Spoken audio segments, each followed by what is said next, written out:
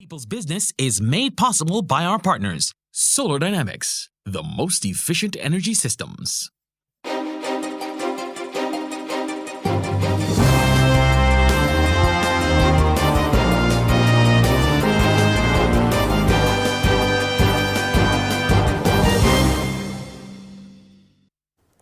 Debate continues about a viral video with violent lyrics, which features several local artists. There's been widespread condemnation of the video, with many pointing to the potential for it to influence people to engage in violent gun-related battles. There's also been staunch defense of the artists and their right to artistic license and to be creative. The debate will no doubt go on in the days and weeks ahead. Tonight, we'll focus attention on what the influences are that predispose people to violent behavior and discuss what the programs and strategies are that are being used or what could be put in place to mitigate this behavior. This is The People's Business. I'm Tisha Hines. Good evening. We have a diverse panel to delve into the topic this evening. Help me welcome Kim Ramsey, who is a criminologist. She's with us this evening. Also with us, Acting Inspector Roland Cobbler, officer in charge of the Community Policing Initiative and the Juvenile Liaison Scheme. Sean Apache Carter, the president of the Barbados Association of Creatives and Artists, is also with us. And we are expecting Roger Husbands, director of the Drug Education and Counseling Services, to join us shortly. So we will delve into this topic and a whole lot more after the break. Stay with us.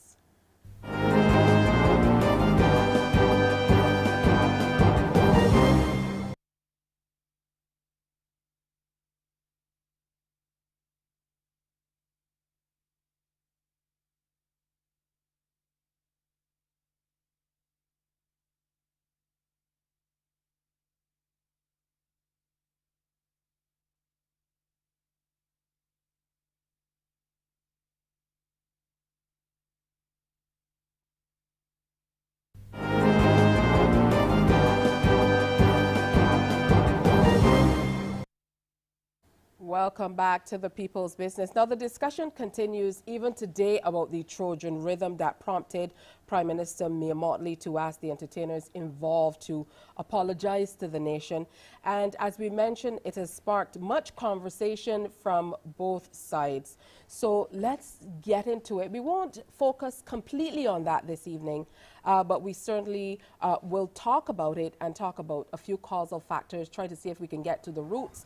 And most importantly, we're going to talk about what solutions there can be. So again, welcome to our guests. Thank you so much for joining us under trying circumstances for some of you, because I know that you lost your electricity in some areas. I want to start with you, Inspector Cobbler. And really the meat of the matter is, based on what we've been seeing and what's in the public domain, it feels as though there's been some level of increase in violent or gun-related crimes in Barbados in particular. Based on the stats of what has happened so far this year as compared to previous years, is that the case? Good pleasant good night to you, Ms. Hines, and to your viewers. Can you repeat for me, please? We want to know if there's in fact an increase in violent crimes, or if you've seen an increase in the amount of gun-related crimes that have been perpetrated for the period this year as compared to other years. All right. While there has been a reduction in the rate of major crimes against persons for the period January to April 2020 and 21, with a total of 194 cases reported in 2020, in comparison to a total of 107 for the same period during 2021, firearm-related crimes remain a concern for us. 61 cases of firearm-related crimes were committed in 2020, in comparison to 29 in 2021. And I want to take this time to assure the members of the public that we will continue to work assiduously to rid the streets of illegal firearms. During the period January to May 2020, we successfully recovered 44 illegal guns from our streets. However, for the same period during 2021, 20 firearms were recovered.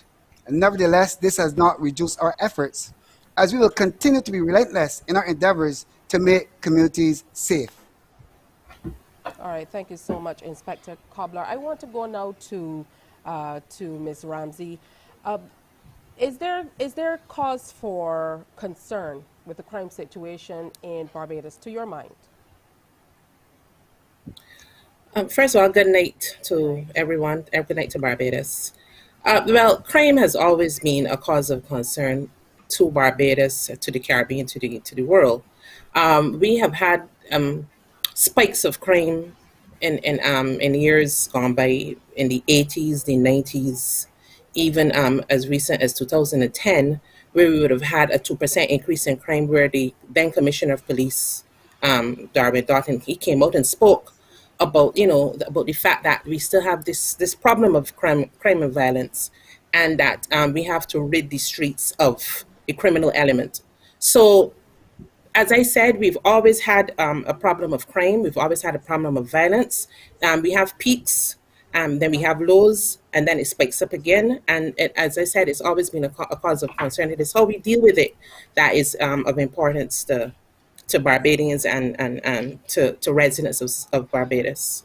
Well, that's a really interesting point to delve into how we deal with it, and I think that ties back into the question that I asked about whether there's cause for concern. Because, like you said, if it's being dealt with, then people don't feel the same way that they would about spikes in crime.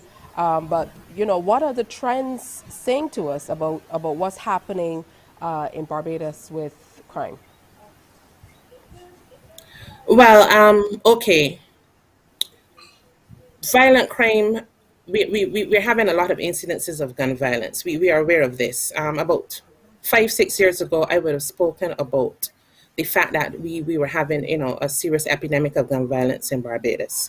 That has not really abated. When we look at from the 90s, I would have gone back as far as the 90s. From the early 90s, Barbados has been having trends of gun violence, and that was what basically triggered the gun unit, the establishment of the gun unit in the Royal Barbados Police Force. What is different now is the frequency of gun violence, the amount of guns that are on the streets as opposed to then.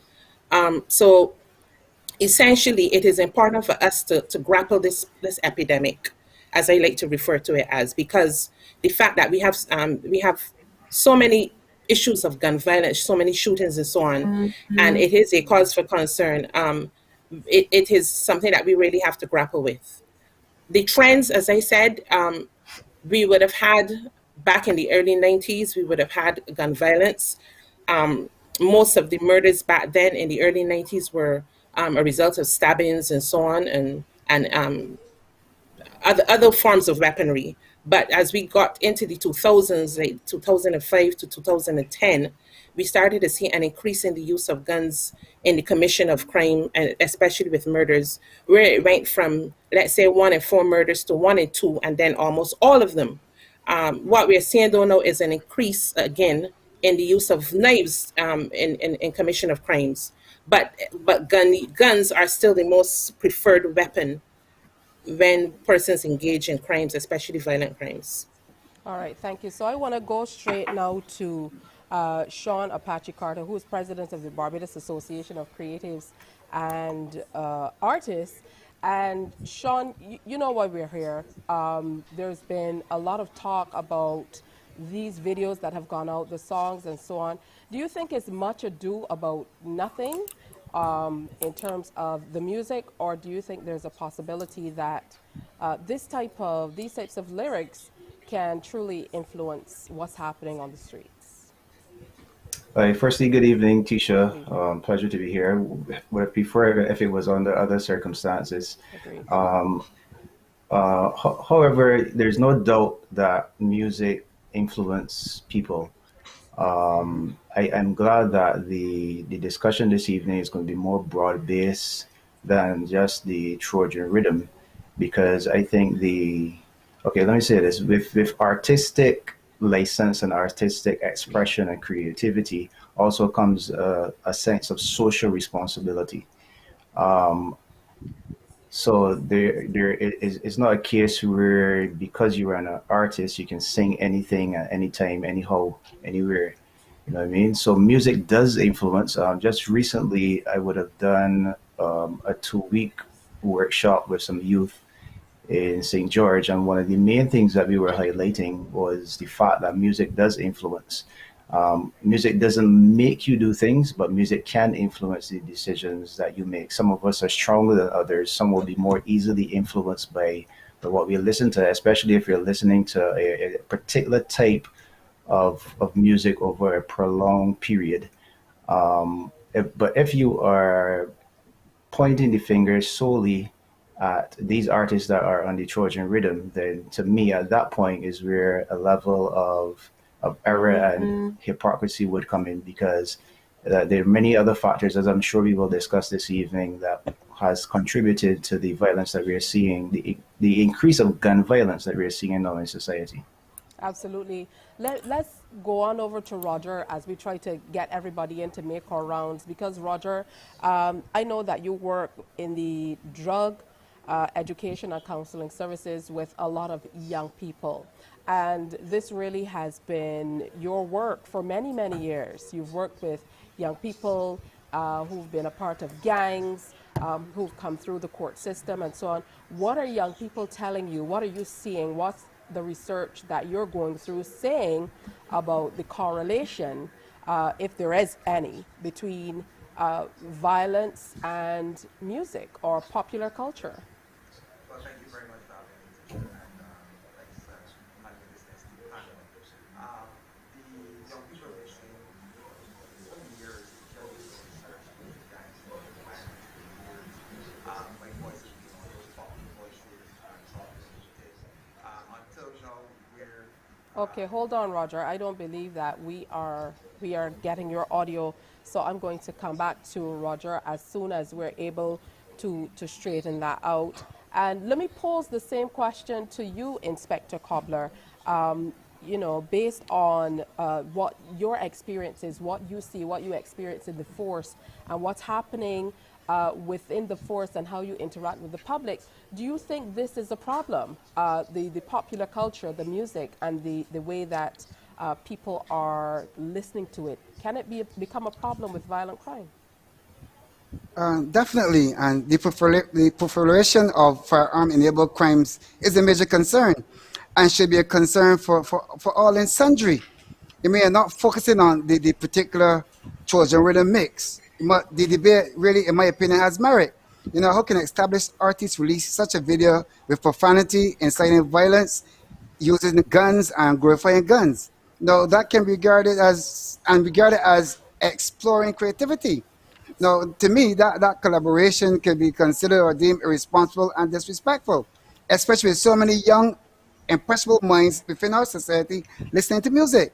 Research has shown that exposure to violence, sexual messaging, and use of substance abuse in music videos may produce significant changes in behaviors and attitudes in young viewers. Similarly, you know, research also suggests that violent song lyrics increases negative emotions and thoughts that can lead to violent behaviors. So sometimes you hear our young people singing those same types of lyrics. So, you know, that is what I encounter in our society.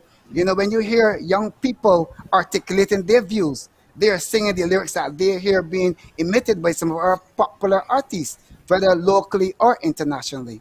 All right, let's see if we could get Roger back in here to get his opinion as well on, you know, what you're seeing with the young people that you're working with. Roger?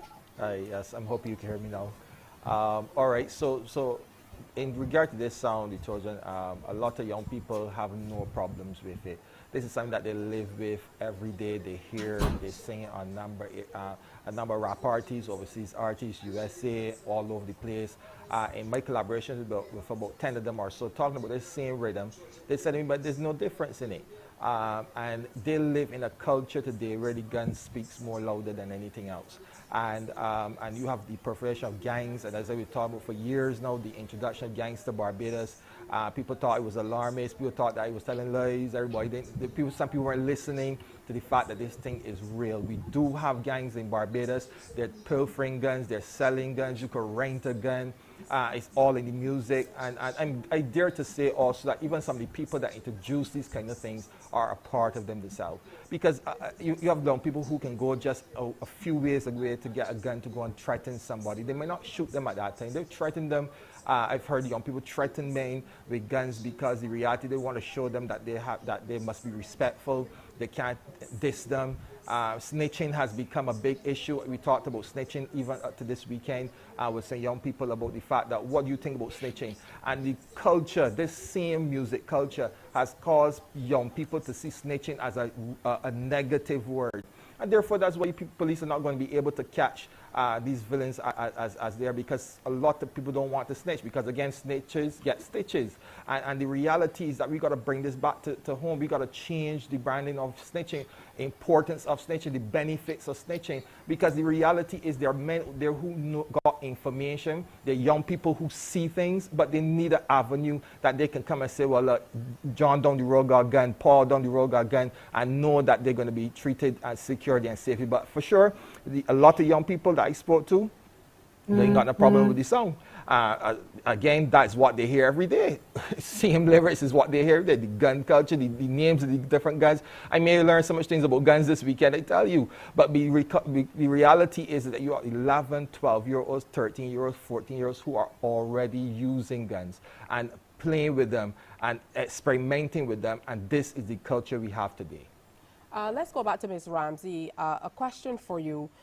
I'm happy that, hearing what Roger is saying, is alarming. And I think it would be more alarming for people who are not truly aware of what's happening on the ground in Barbados. But let's go back to what Apache said. He talked about all of those other influences that kind of feed into creating violent people. So can we look a little bit at the general influences, some of the influences that really feed into making people violent, especially young people?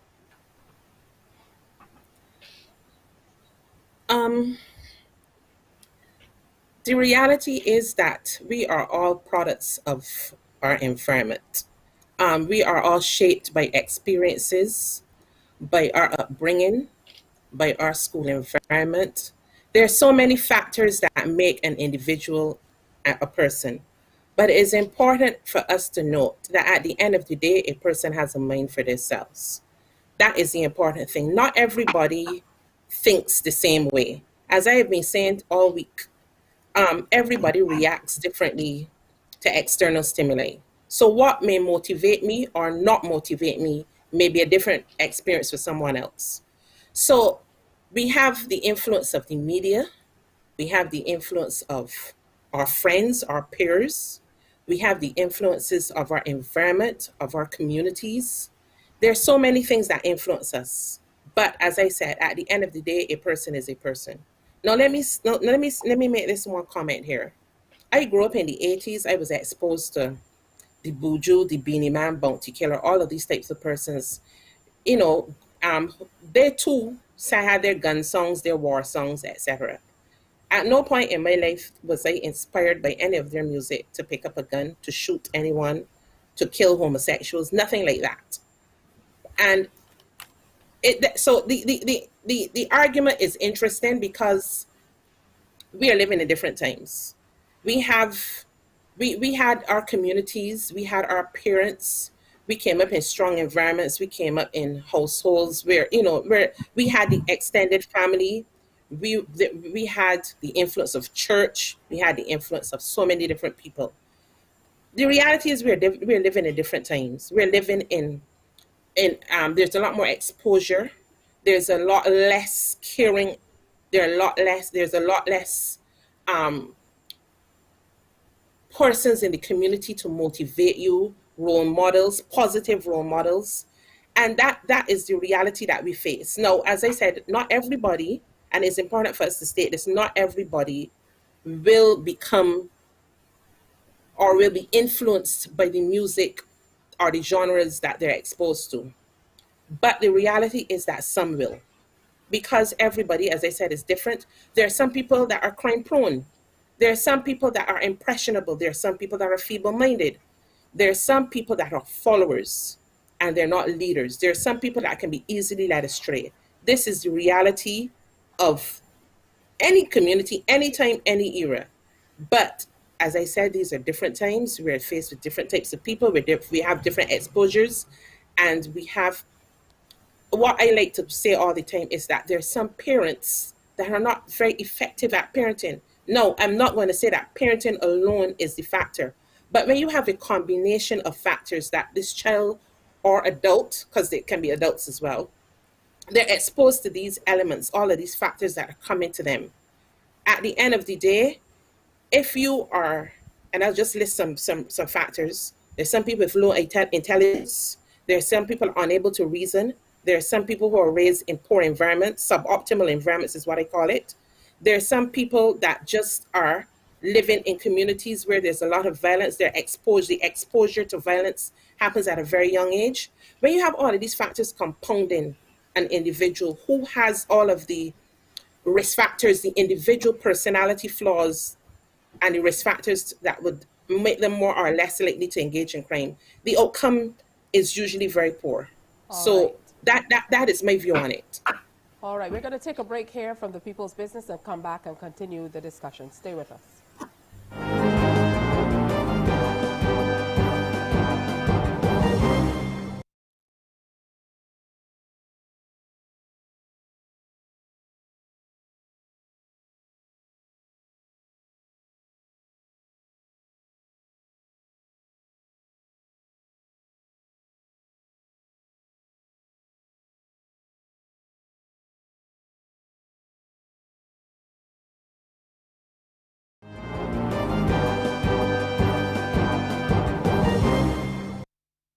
Welcome back to the People's Business. This evening we're looking at crime, really, and I'm going to go straight back to Apache. As Ms. Ram, People's Business, this evening we're looking at crime, really, and I'm going to go straight back to Apache. As Ms. Ramsey said, we grew up, I think we're around the same age. We grew up in an era where we did have a lot of that early music. Well, I suppose what they would call the ZR culture, with that music being played and things like that. But there are certain root causes that I think we need to address as well. Ms. Ramsey would have noted a few of them. What, to your mind, do you believe that we can do generally as Barbadians, and more specifically you as artists, to help to advance this cause? I know, it's kind of blurred at this point, because here's a situation where artists have been brought on to help with things like anti-violence campaigns and so on. And now these are the reasons being used for asking them to not go in a certain direction with their music, which is now being couched as freedom of expression or creative expression. So, what are your thoughts on using artists to try to advance these types of messages? Right. Yeah, definitely. I think so. For us, even as Baka, we don't only represent vocalists, we represent creatives straight across the board. So when you think of artists, you have to think of dancers, you have to think of visual artists, and we're not seeing visual artists with paintings or exhibitions portraying people being shot and being killed and stuff like that. I think, like you said, Tisha, there were many influences that we were exposed to as well as young people. But I think one of the things is that the values today have changed. As Kim would have mentioned, one of the things that we were exposed to was a healthy dose of church.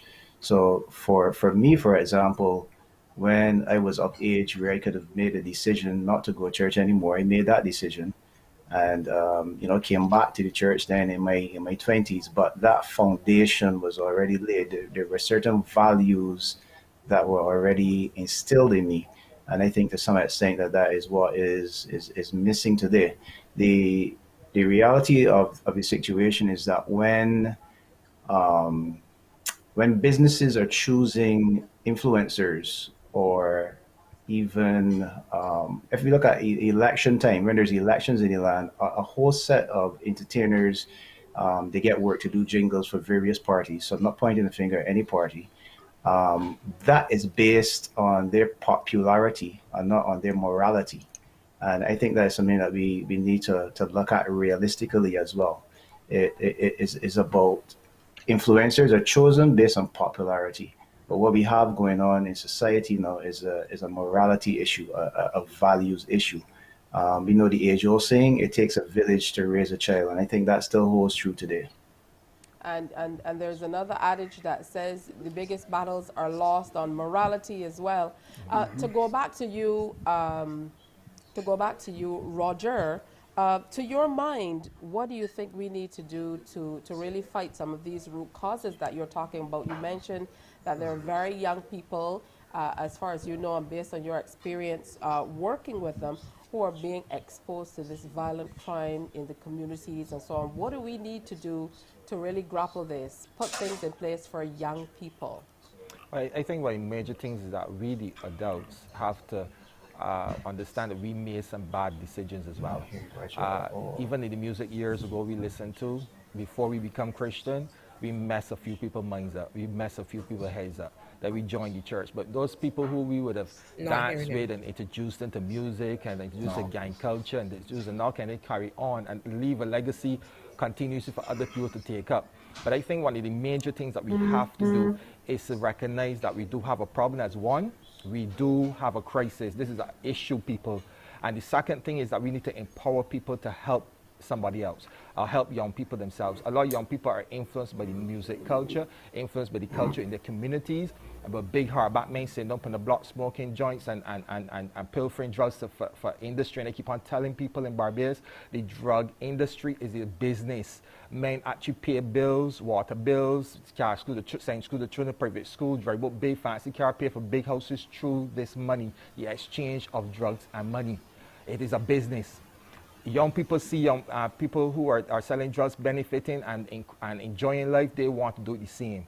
The gun thing now is the gun selling and renting is a big business now, where men are actually now paying lots of money to rent guns to threaten people. This is a crisis, people. We have to now start to educate our people. So parents, you need to start to get involved more. Find out who your children's friends are, where they're going when they're leaving your house. Are they playing football, or are they just using that as an excuse? What is happening? And when they get young, as they're young, and you start to realize that they're getting too angry, or you realize that they might be the shy and going into bedroom not talking, the language change. They start talking about A and nigger and dog and using gang language and language that you're not accustomed to. That is the time to get them some help. Get third party, and there are many counseling facilities across this nation. And that's why I wonder all the time why parents wait to get 20 years old, wait to the psychiatric hospital, wait to the gone off mentally, or to get involved in trouble. I don't know why they wait for those for so long.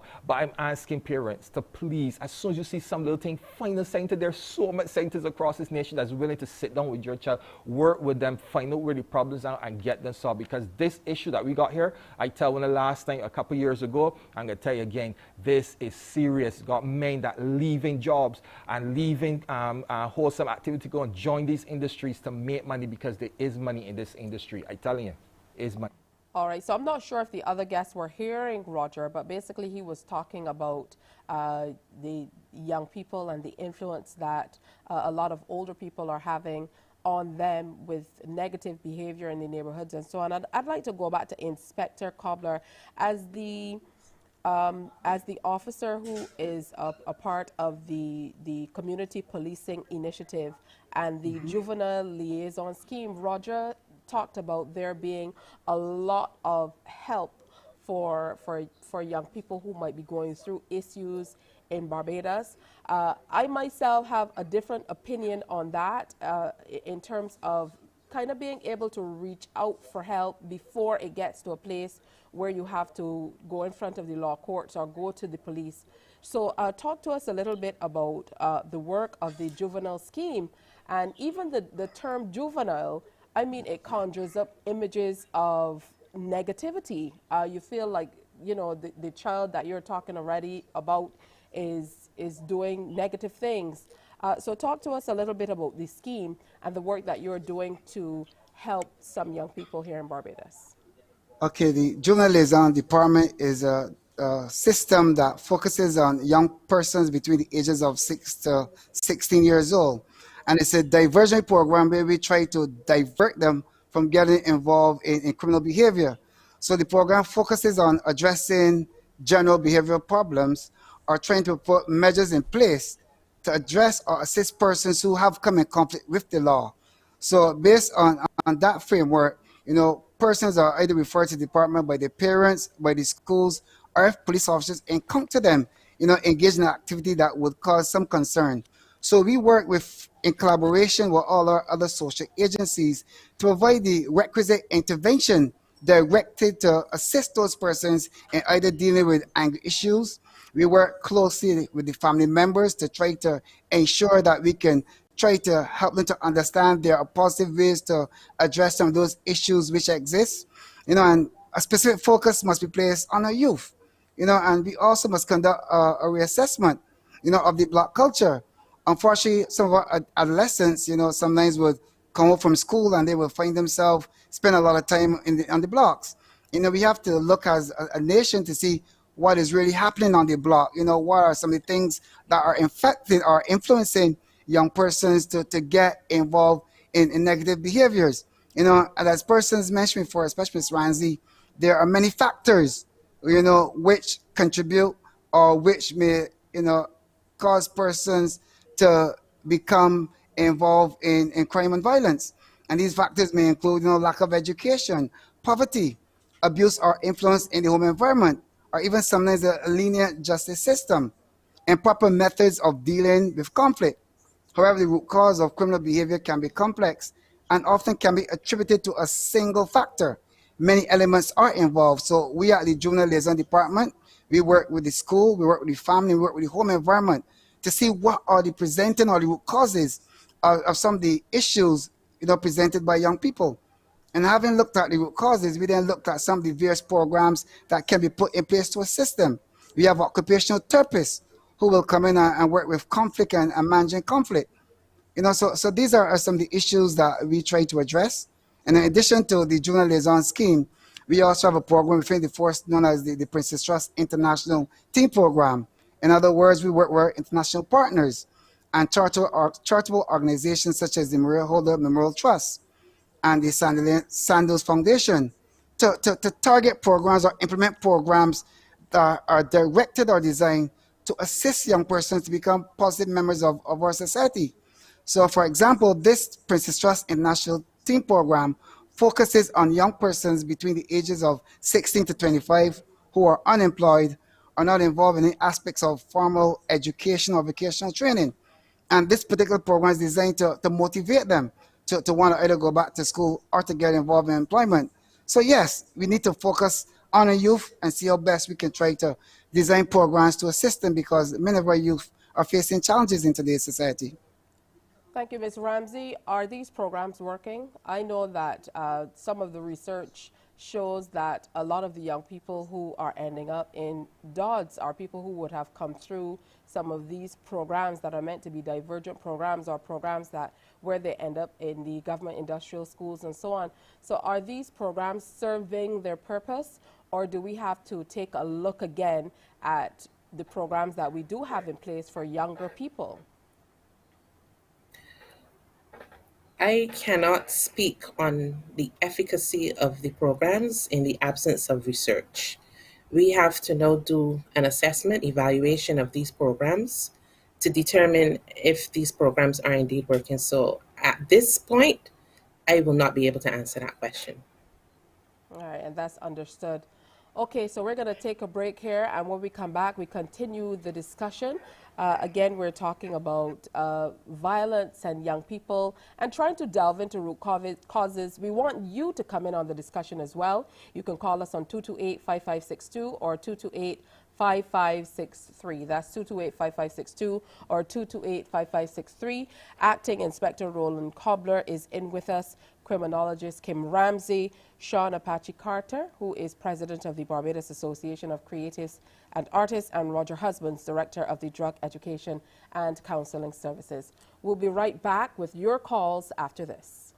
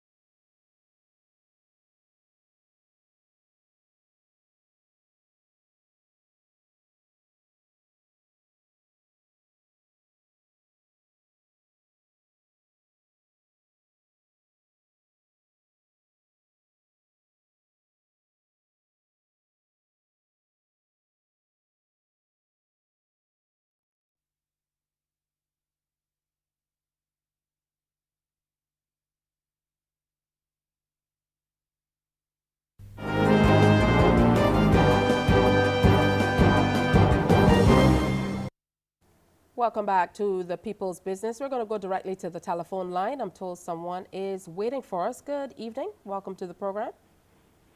Hello, good evening. Good evening. How do you do, ma'am?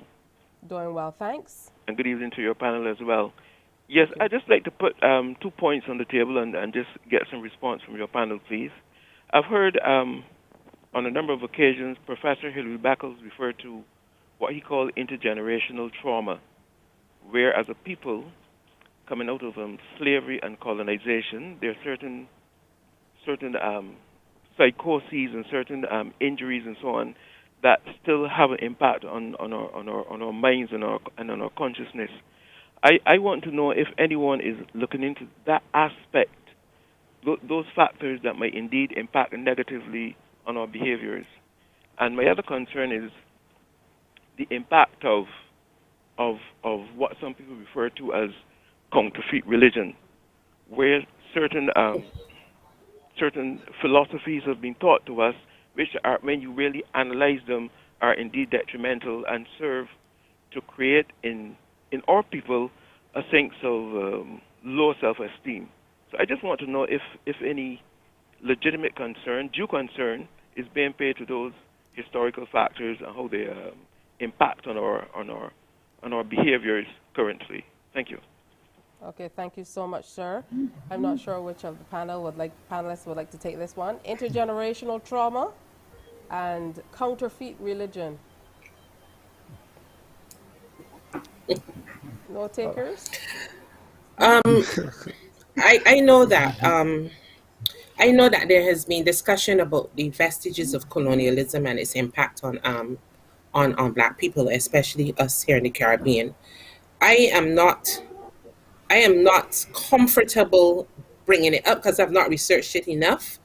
But I know that there has been, I mean, for instance, at UE, at university, they always say that any research we do, any social problems that we have, we must put it within the context of our past, our colonial past.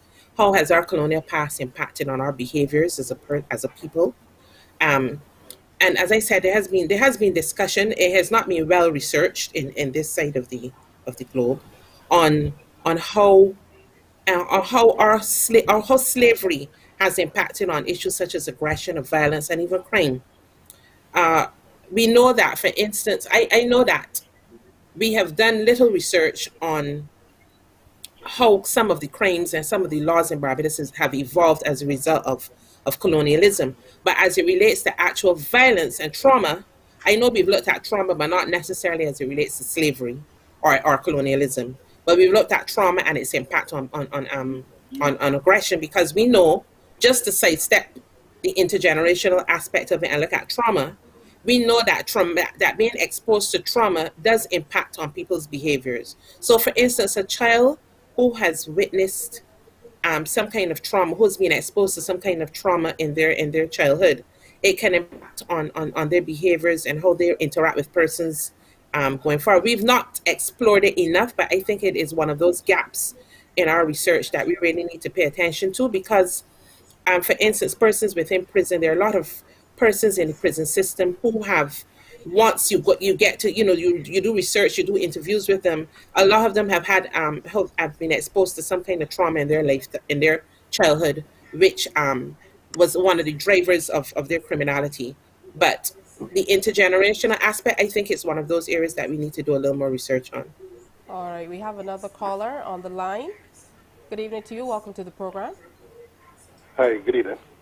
Good evening, sir. Yes, ma'am. You did ask Ms. Ramsey to give an assessment regarding the effectiveness of programs. I just wanted to find out, additionally, the reality is that lots of, certainly the Criminal Justice Research Department would have gotten an idea as to in terms of ages, who were exposed to like juveniles who were involved in crime initially, and whether they progress to becoming career criminals, because that would give us an idea as to how effective early interventions would be. My observation is that a number of persons who will be placed on commuted sentences, and community orders still move towards criminal behavior. So we certainly have to reassess the efficacy of early interventions in people who come into the system early, and whether or not they're being diverted to becoming productive citizens. To my mind, there is a problem and it needs to be fixed. Thank you. I believe that this one can go three ways. Ms. Ramsey, Yeah. if you want to take it, Mr. Inspector Cobbler, or you, Roger. Well, let me say first that as a part of that program, one of those programs that you talk about, early intervention, I can tell you that the strategies that we use have been very helpful to a lot of young people that come through our program. Drug education counseling services is a program that we have over 12 psychologists, counseling psychologists, we have counselors, we have social workers, we got mentors, we got spiritualists, we got people, they're teachers, skills teachers, who are willing to work with children. And so far, our statistics, because again, there's many different centers, I don't know, we don't all collaborate together, which we should do. There's hardly partnership amongst some of them, because I guess some people don't know who program doing what and who program doing next. I've sat in meetings where programs were supposed to come together and it never materialized, or their biases, or people think that this person may not be well qualified to enter into that arena. So there's a lot of conflict going on, but there are centers out there I can tell you that are doing such tremendously great work. You're seeing the results of it by people being empowered to work and to go into the communities and make change and gain the skills. Like for instance, in our program, we look at the holistic mind. We don't only give you the counseling, but we work with the parents. We work with lessons. We have a program there called Second Chance, where you can go and get education, get your education. Again, many young people went through that, get back the CXCs. We have a skills program with top-notch teachers who come in and teach them how to do different skills, electrical, plumbing, tiling, you name it, barbering. I mean, there's so much skills there, and they're taking advantage of those things and going out and doing work. We had one young lady that recently opened up a hair salon because she came through our hair course. So there are programs who are empowering people. It's just that I think the community, while we have all these issues, there's still fights among the same NGOs. There's still fights among government and non-governmental organizations. And until we can come together and empower each other and work together, we're not going to solve this problem. That's one of the issues that we have all these problems in Barbados, because one young man will go through about 5 or 6 programs, and while we can't get together and work with that same one young man, I don't understand it sometimes.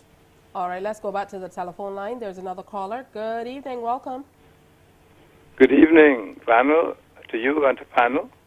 Good evening. I want to raise a question about what happens at the end of formal schooling in Barbados. There's been calls for many years for a national youth service where, to take the last speaker's point, a group of agencies get together and develop the kinds of programs that teach discipline, which is one of the things we lack at the moment, discipline as well as trades as well as and so on. Only today, I think, the nation carried a letter along those lines, and I'm wondering why have we avoided the idea of a national youth service where every child at the end of the educational period is allowed a period not only of discipline, but giving back to the community. Do you think that it might help? If so, what can we do about it? Thank you, sir. Let me toss that out to Sean. Let's start with you.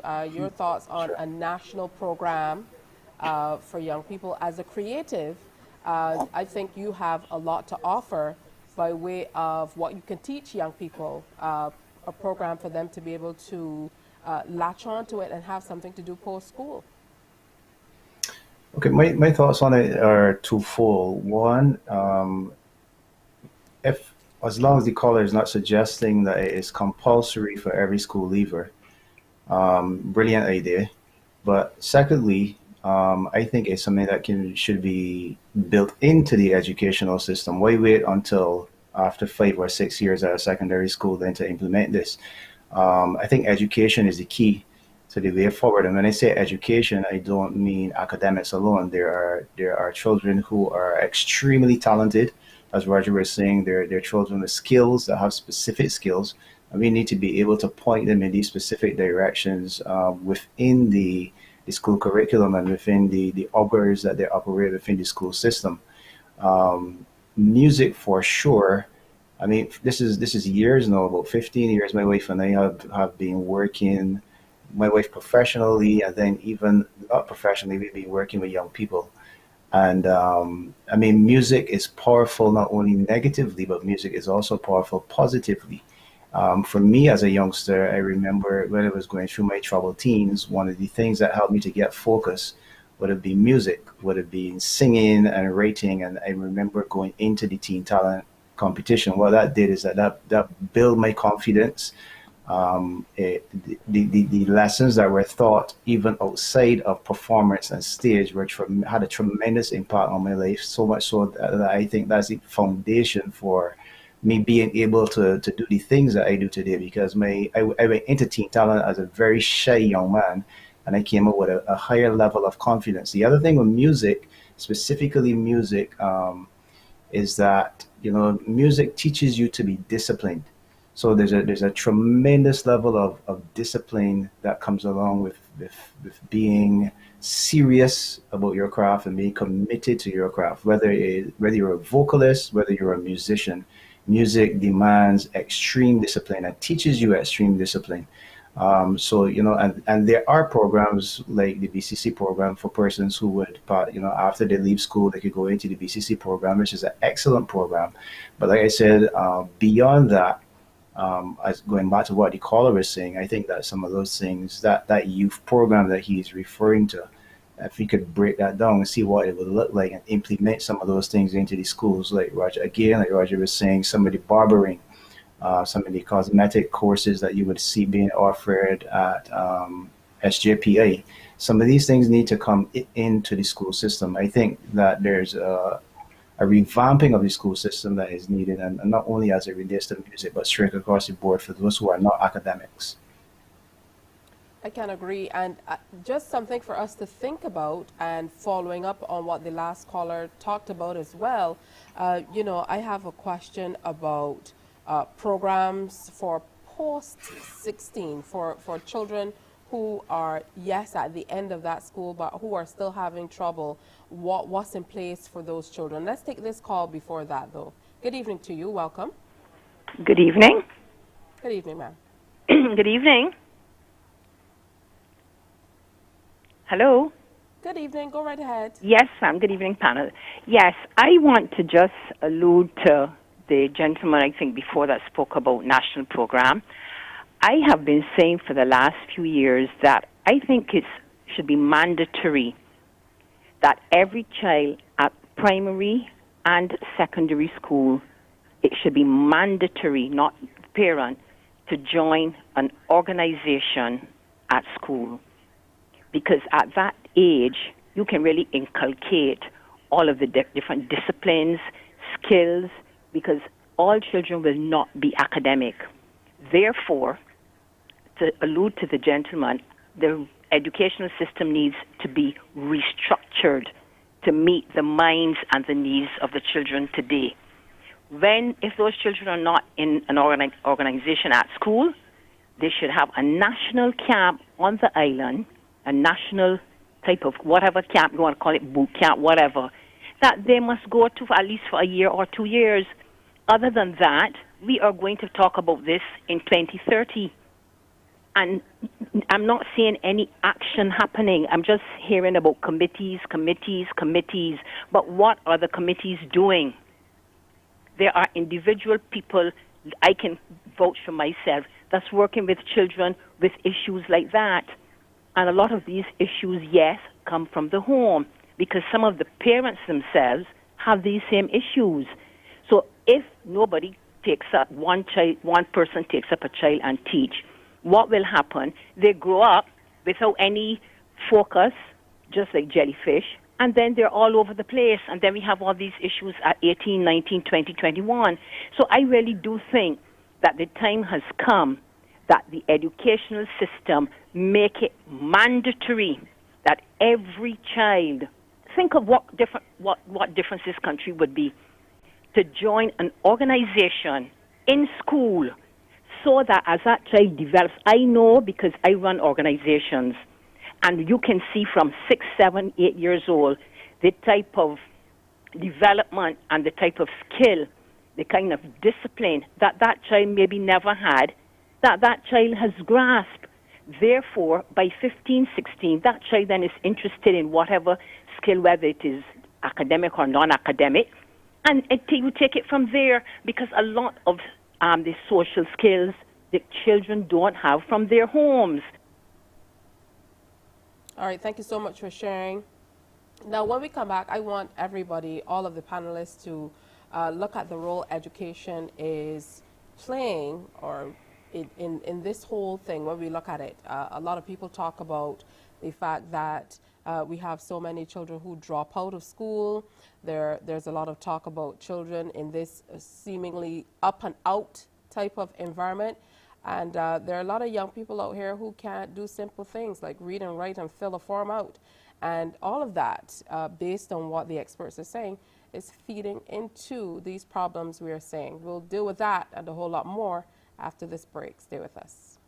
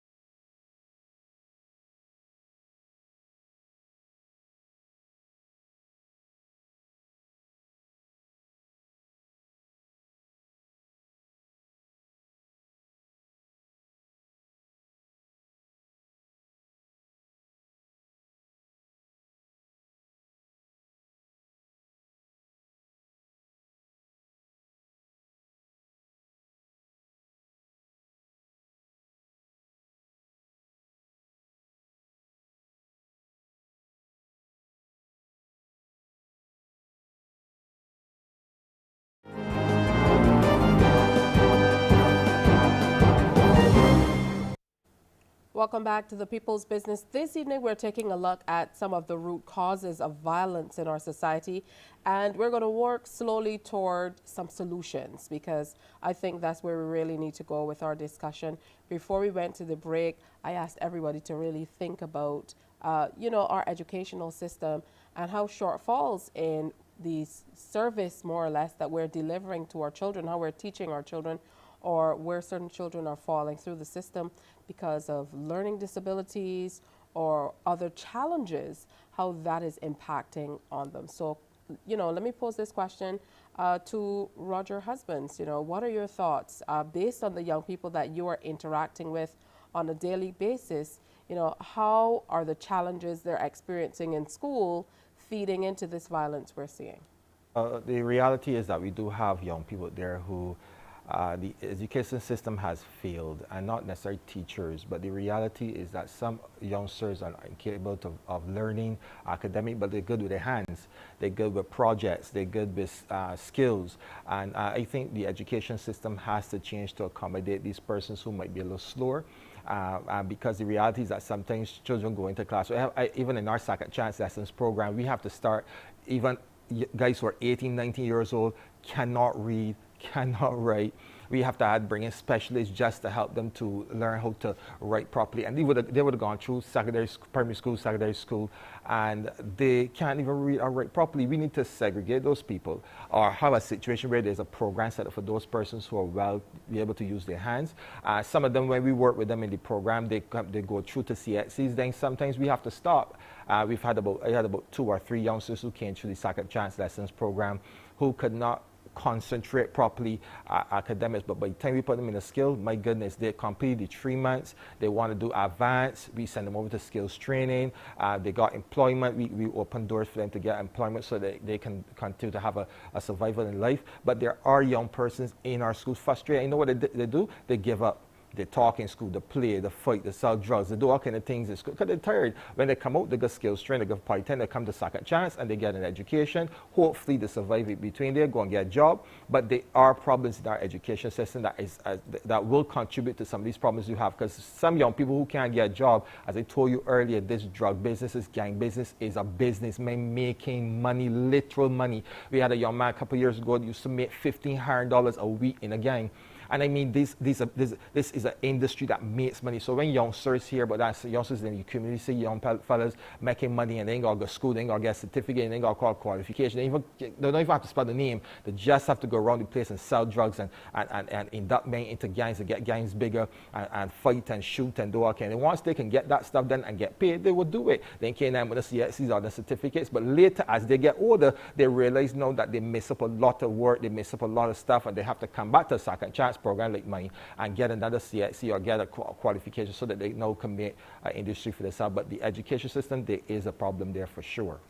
Inspector Cobbler, with the juvenile liaison scheme, the children that are coming through that scheme that you're trying to help, do you find that there are many of them who are not necessarily engaged in educational programs that they can keep up with?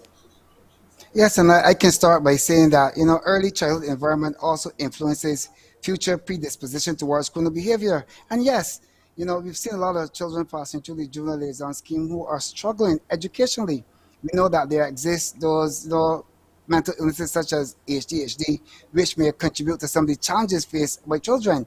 So we at the juvenile liaison scheme have similar programs to the ones that Roger has in terms of, homework program and training to help those who are struggling educationally, because once they are struggling educationally, they will become easy influenced to get involved in other activities, either to keep them occupied, which will take them off the track and then get them involved in that criminal behavior. So we try to also facilitate those homework programs, whether it's at the juvenile liaison scheme or at our community-based department in the Orleans, because we recognize that, and even me, and my own interaction or interface with the primary and secondary schools in conducting the drug education program, we recognize that there are a lot of adolescents who are still struggling with that basic foundation in education. So yes, we are seeing similar trends at the juvenile liaison scheme. And Ms. Ramsey, based on research, I don't know if there's any research that you can refer to, what do you think, to your mind, we need to do to avert some of these challenges that young people are having that are directly related to challenges in education? The Criminal Justice Research and Planning Unit conducted some research among persons in prison looking at educational deficiencies, etc. And what we found was that there was definitely a correlation between incarceration and low educational attainment. There was a large number of persons in prison who were operating at the age of 7 years old in terms of functional literacy. 7, 8 years old, class 1 level, and they basically came out of school no better off than, say, when they were around that age. So we definitely, there's definitely the link between low educational attainment and offending behavior. The educational system, our educational system, unfortunately, it was developed off. We have not changed much since the colonial days again, and we have to move away from the academics, which we're doing that right now. We're having more, focusing on skills, etc. But we still have a long way to go. There's still a lot of work that needs to be done within the educational system, because we're seeing too many persons who are leaving school 14, 15 years old. There's no real safety net for these persons, and they end up on the block. What Roger says, I mean, I agree totally with what Roger said. The fact that there's the push and pull factor. The pull to the block, they drop out of school. Mommy or daddy is telling them they have to go and work, they have to contribute to the household. The guy on the block is mentoring them and basically encouraging them in illegal activities And then, when mommy's struggling, so there's a lot of economics. There's so many different factors at play here. So when the person comes on the block now, he's nurtured, he's taken care of, he's able to go and help the guy on the block. Our educational system has to basically divert these persons away from those kind of factors, and bring them back into the fold and give them the skill sets, life skills, all the other factors that would basically deviate them from heading towards a life of crime. Let's go back now to Inspector Cobbler and talk about the community policing initiative that you also are, you're the officer in charge of that community policing initiative. I remember years gone by, in my neighborhood, we used to have a beat cop, and everybody knew who this, that was the title we knew the person as. I'm not sure if there's still such initiatives. I'm now hearing about the community policing initiative, but can we talk a little bit about the role that something like that plays in kind of bridging the gap between the Royal Barbados Police Force and violence, and police officers really getting to know people at the community level and helping at the community level?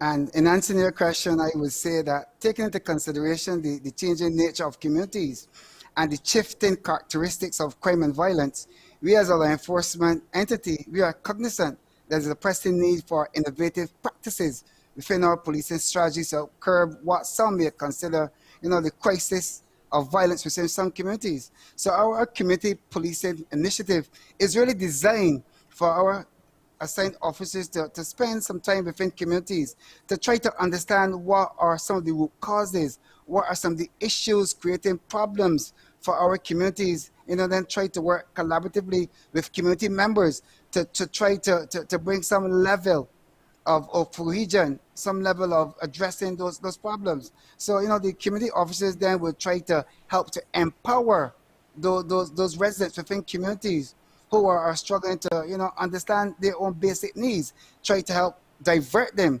towards the agencies who can, help them to try to uplift themselves, help them to empower themselves. So the whole idea of our community policing initiative is to try to work collaboratively with all of our individuals, families, organizations, to see how best we can have that collaborative effort to solve all these issues confronting our societies today. So, looking at programs that can help persons to recognize how they can help themselves and that they can become rather independent than being dependent on the state itself. So the programs the community policing initiative is designed to go in that direction, not only to build that partnership so that we can work hand in hand to build safer communities. Absolutely. I want to jump over to you now, Sean, because, a lot of the music that we hear as well also talks about police in a negative light, unfortunately. So, I want to look generally at, where you feel we can go together, and most certainly not to point fingers, because we want to move towards solutions, to be able to bridge that gap between the communities and the officers, or even artists and officers, and the way they're expressing themselves in a way that might be deemed as a negative and feeding into all of those negatives that people feel about police officers. Yeah, I think, I agree that there are songs that speak negatively about police officers, but I still think that is in the minority. Still think it's a minority of people who are involved in crime and violence in the nation. I still think the songs that will be deemed negative and that would promote gun violence, that those are a minority as well. So I think the positive songs far outweighs the negative ones. I think it was Kim that mentioned earlier, you need everybody working together collaboratively. You need the media, the newspaper, as well as the radio, to push a lot more of the positive stuff that is being put out there from the young people, because unfortunately, bad news sells. So when something is negative or when it's bad, it reaches the front page of the paper. Again, there's something that I said it recently on another program. I'll say it again. People don't know what they like what they know. And if we continue to feed them negative through the different forms of media, then they develop an appetite for that. We continue to push the positive, which far outweighs the negative, then I think that persons again would develop an appetite for that. So some of the things that you mentioned there that I love the idea of artists working together with the police and going to the communities with the police. That is something that Baka would be very willing to work in partnership with the police force in doing. We would also look forward to, I would actually reach out to Roger after this program and see how we can partner to help identify and to help develop and nurture some of those persons that will come to Roger through his program, and we can help create, develop that creative side of them as well. Fantastic. We're going to take another break. Remember, we're joined by Acting Inspector Roland Cobbler, Criminologist Kim Ramsey, Sean Apache Carter, whom you just saw, Roger Husbands. They're all a part of this evening's presentation. We want more calls from you. 434, you're calling 228-5562 and 228-5563. When we come back, we take more of your calls and we wrap it up as we move toward solutions to crime in Barbados. That's all next.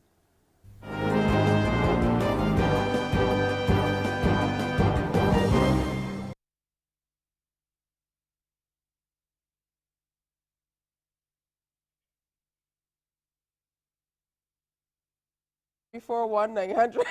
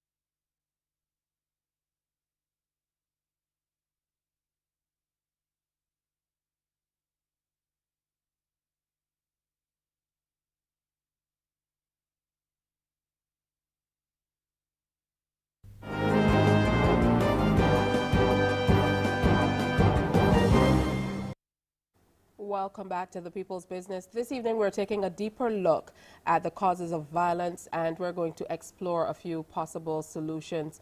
I believe there's a caller on the line. Good evening to you. Good evening to everyone on the panel. Good evening, sir.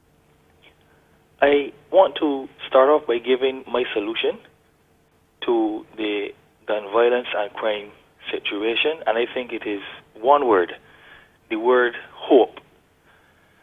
I believe a lot of our youths have lost hope and are losing hope because of poverty, and we can talk about the colonial days where, you know, the race that should receive reparations has not yet received it. But there's nothing there to give these guys hope. There's no leaders in the communities. Are we advertising on our media stations and our radio stations and encouraging conflict resolution? Are we reaching out to them from a young age? Are we focusing on the fact that a lot of them are from broken homes? What are we going to do to give them hope? Are we showing them that, yes, you may not make it academically, but there are jobs out there that may not require qualifications that can pay you well?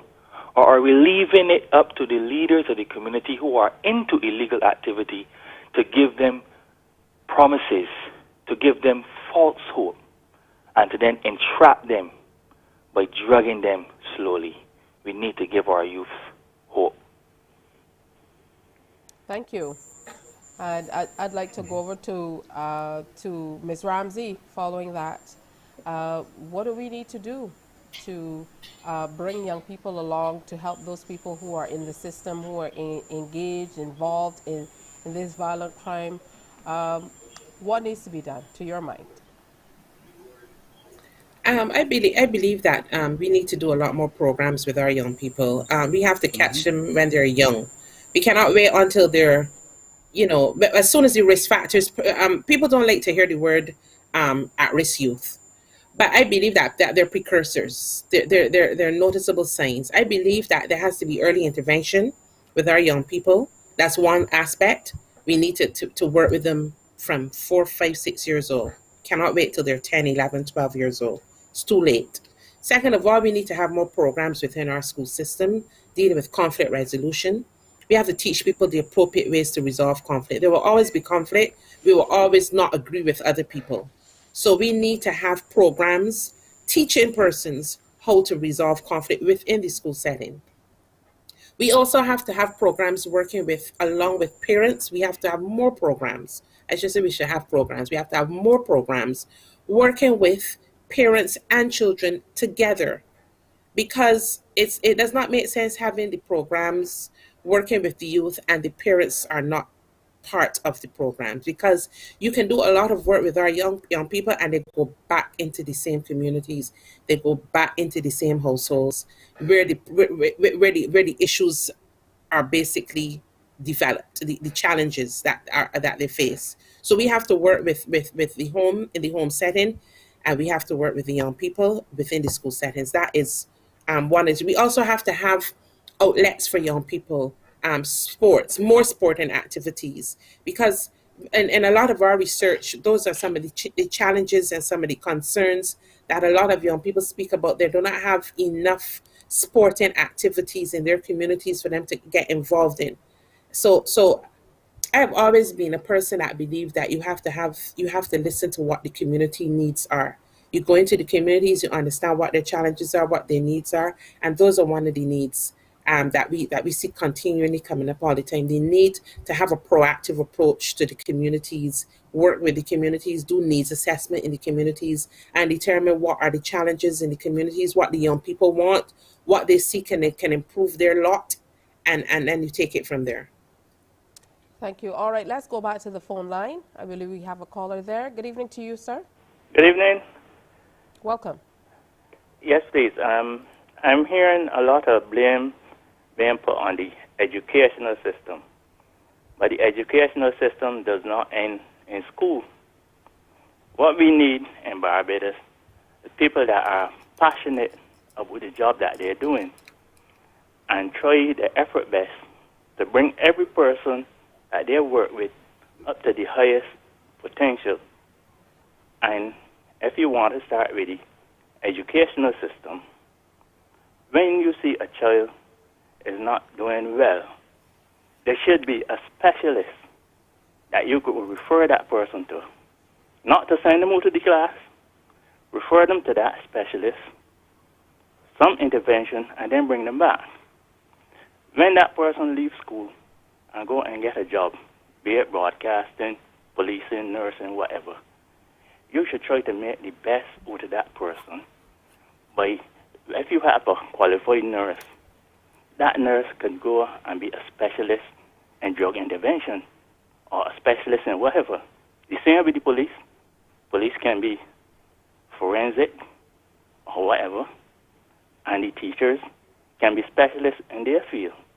But when you refer somebody to specialists, very often they get put out of the class, and they are seen as not being able to pull their own weight.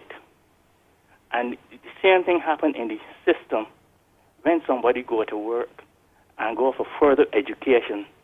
They end up being an administrator, and all of that skill that they have gone. So this is where we are losing out on our educational system, because if we start focusing on a specialist for every area, because this is the age of technology, and we boast of our education, we need a specialist in every area of work endeavor. Thank you so much for your contribution. And I can agree. I can agree with much of what he said. Inspector Cobbler. He definitely, is correct in his comments, and we recognize that, working, especially with our young people, and trying to get them to, focus on the things that will help them to become productive members of our society will be important. And that's why we in the Royal Barbados Police Force will be utilizing a range of reactive and proactive strategies, to respond to this situation. Share a few of them with us. So this would be your wind up, your solution, or telling us what the Royal Barbados Police Force is doing to try to avert some of these problems we're seeing with younger people. Well, in addition to that, I also really need to make the point, because it's imperative that the general public recognize that in reducing violence, fighting crime, and increasing feelings of personal safety, it requires a commitment from both the police and the public. So in this regard, I want to encourage members of the public to be actively engaged in the effort to enhance community safety by being forthcoming in providing us with information and promptly reporting crimes when you see them occur. Now, as it relates to our youth, because realistically, when you look at the last 3 years in terms of the murder rate or the murders which were committed in Barbados, most of those murders were committed by very young people. For example, if you look at the murders committed in 2019, 11 persons between the ages of 15 to 27 were arrested and charged for murder, in comparison to 15 persons between the ages of 14 to 13 in 2020, and 10 persons between the ages of 18 to 26 years in 2021. So yes, our solutions will be more geared towards working with the youth. It means working with the education system and working with the boys on the block, because we have to break this trend. So, as Ms. Ramsey correctly said, is that very important. You need to do a needs assessment and needs assessment to see what are some of the challenges being faced by the youth and how you can best address some of those challenges. So law enforcement will be diverse, it will be creative in trying to see how we can implement other programs, because although there are a number of programs which exist within our department targeting the youth in terms of the homework program and the working with the at-risk population, as Ms. Ramsey said, and trying them to, for those ones who are struggling academically, some of our programs provide an opportunity for them to get work experience, through the same Princess Trust International Program. And as Kim correctly said, these programs have to start really at the primary school. So in terms of their program, which teaches children how to make safe and responsible choices, we have our law enforcement mentorship program, which tries to provide that positive role model, which is missing from some of the lives of our adolescent young persons. So these are some of the solutions that we have in place, which are going to be creative and dynamic in trying to address some of the problems facing our young people. And quickly, I know there's a caller on the line. I want to urge the caller to stay with us. But a question for you, another question, Inspector Cobbler. Based on what we're seeing online and a lot of what has been happening, do you believe that there's kind of been a desensitization in terms of people, the way they feel about police? I'm not saying that people should be afraid of police, but I see that based on some of the videos we're seeing online and so on, people seem to be challenging officers a whole lot more. We're hearing a lot more about officers and people engaging in gun activity and things like that. Is that an area of concern for the force at this time as well? It is, and although I would have spoken to reactive and proactive strategies, this get tough or aggressive policing strategies are often controversial. This is because even though they may be effective in reducing crime, they raise questions about police power and due processes. So yes, we are concerned how persons want to challenge police officers who want to adopt this kind of approach to try to bring under control the claiming level of violence, which is some concern. And we want to encourage members of the public to work with us. Don't try to fight with us, because we are all here to ensure that we can create safer communities for each other. All right, let's take a quick break. Caller, please stay with us. When we come back, we wrap it all up. This is The People's Business.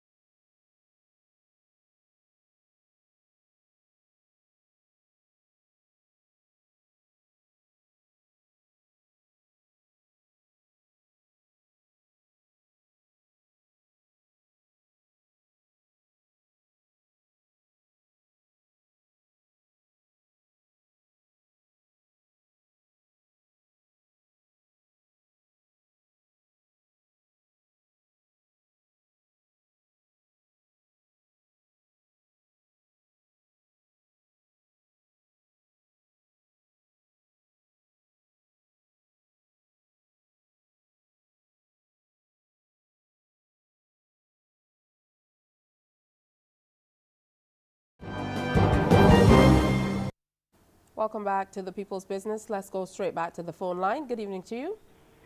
Hello, good evening. Good evening, ma'am. Thanks for holding. Yes, good night to the panel. As I waited online, I heard Inspector Cobbler's views, and my views basically reflect exactly what he's saying. I believe that our education system, with regard to the adolescent age, is in serious trouble. We have an elitist system that focuses on academic certification, and those who are not able to achieve such, they are neglected.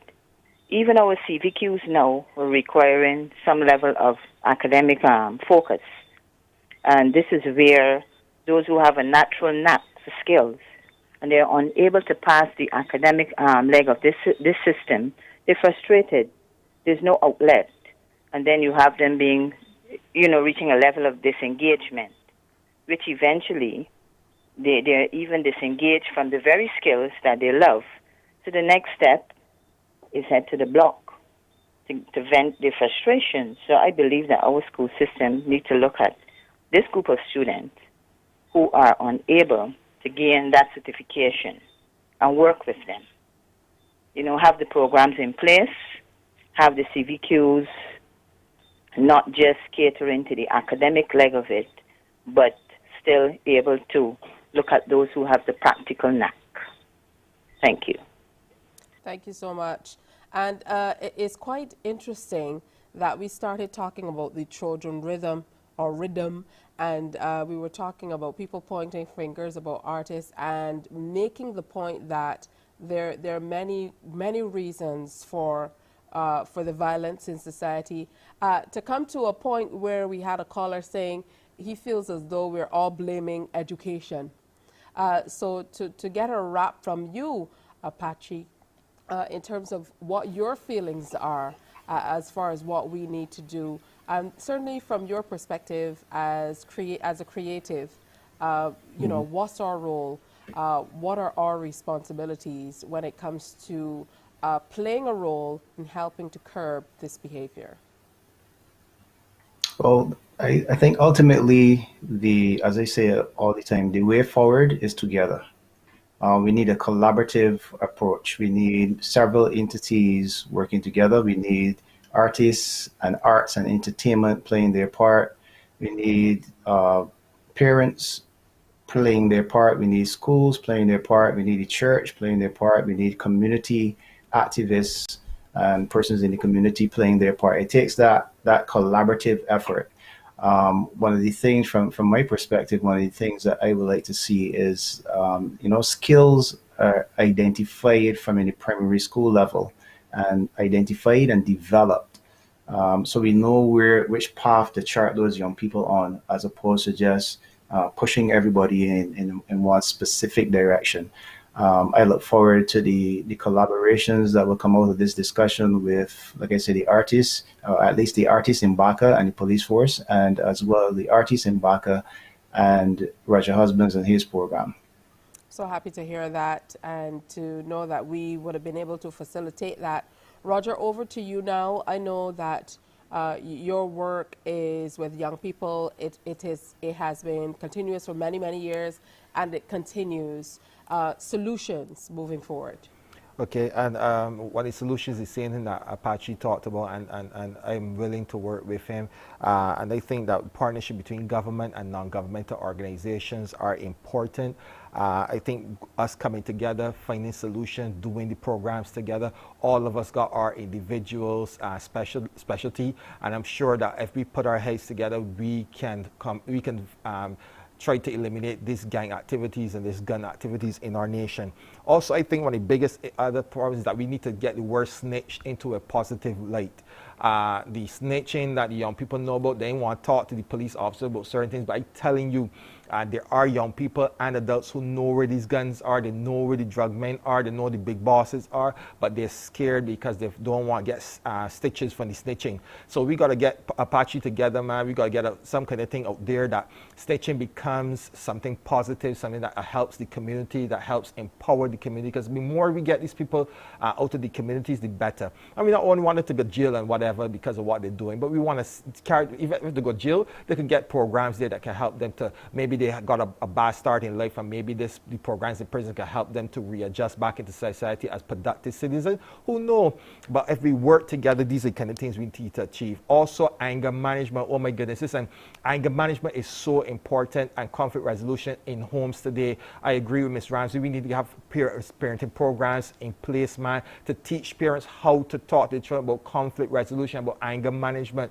The parents are our number one responsibility. We got to work with them parents. They're important to this fight, because if we could get more parents teaching that, instead of saying, if anybody hit you, hit the back. If you don't beat them, I can beat you when you come home. Instead of those kind of things that we talk about, we need to teach the parents how to teach the children anger management and conflict resolutions. At Drug Education Counseling Services, we are available to teach parents these things.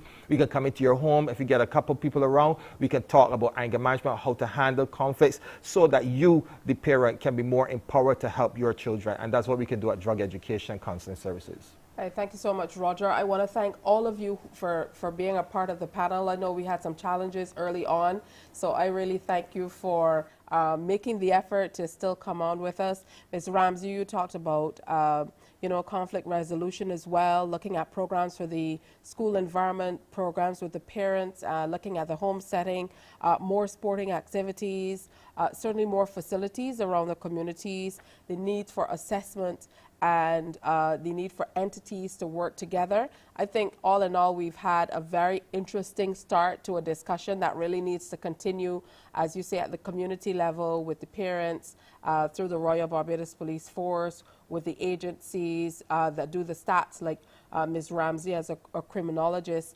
I would certainly like to see more of the information that is garnered from a lot of these reports and a lot of these surveys that are taken, and a lot of the empirical data is almost like it becomes a secret. I would like to see a lot more of this data being shared. And again, thank you all for being a part of the program. So this evening we had Acting Inspector Roland Cobbler, officer in charge of the Community Policing Initiative and the Juvenile Liaison Scheme, Kim Ramsey, well-known criminologist and author as well, Sean Apache Carter, president of the Barbados Association of Creatives and Artists, and Roger Husbands, director of the Drug Education and Counseling Services. Thank you so much for joining us on this presentation of The People's Business. On behalf of the entire crew, I'm Tisha Hines.